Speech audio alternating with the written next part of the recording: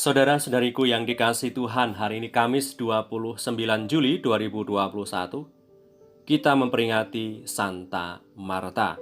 Menurut sabda kita dari Injil Suci menurut Matius bab 13 ayat 47 sampai 53. Sekali peristiwa, Yesus menyampaikan perumpamaan ini. Hal kerajaan surga itu seumpama pukat yang dilabuhkan di laut lalu mengumpulkan berbagai-bagai jenis ikan. Setelah penuh, pukat itu pun diseret orang ke pantai, lalu duduklah mereka dan mengumpulkan ikan yang baik ke dalam pasu, dan ikan yang tidak baik mereka buang. Demikianlah juga pada akhir zaman. Malaikat-malaikat akan datang memisahkan orang jahat dari orang benar, lalu mencampakkan orang jahat ke dalam dapur api. Di sanalah akan terdapat ratapan dan kertakan gigi. Mengertikah kamu semuanya itu? Mereka menjawab, ya, kami mengerti.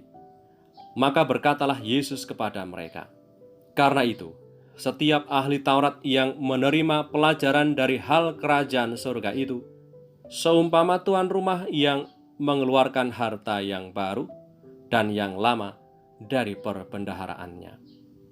Setelah Yesus selesai menceritakan perumpamaan itu, ia pun pergi dari situ.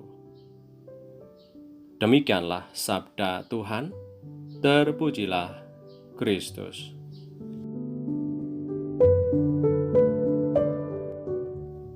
Saudara-saudariku yang terberkati, hari ini kita sebagai warga gereja diingatkan kembali akan tokoh awal yang mengakui iman akan adanya kebangkitan badan. Marta adalah pribadi pertama yang percaya akan adanya kebangkitan badan, ada hidup kekal setelah kematian ragawi. Keyakinan awal itu semakin dipertegas oleh karena iman kita kepada Tuhan Yesus yang mengalami sengsara, wafat, dan bangkit dari antara orang mati. Ketika Tuhan Yesus mengatakan kepada Marta, "Akulah kebangkitan dan hidup. Barang siapa percaya kepadaku, ia akan hidup walaupun ia sudah mati. Dan setiap orang yang hidup dan yang percaya kepadaku tidak akan mati selama-lamanya. Percayakah engkau akan hal ini?" Lalu dikisahkan, Marta pun menjawab dengan mantap, "Ya Tuhan, aku percaya bahwa engkaulah Mesias anak Allah, dia yang akan datang ke dalam dunia." Tanggapan Marta ini merupakan pengakuan iman yang kuat dan dalam atas keilahian Tuhan Yesus. Di saat Marta mengakui keilahian Tuhan dan menyampaikan permohonannya, ia pun mendapatkan mukjizat saat itu juga. Lazarus, saudaranya yang ada di dalam makam selama 4 hari pun dibangkitkan oleh Tuhan. Dan disitulah kemuliaan Allah dinyatakan dalam peristiwa duka, kehilangan yang sedang dialami Marta dan Maria, dan mereka bersukacita melihat kemuliaan Tuhan itu.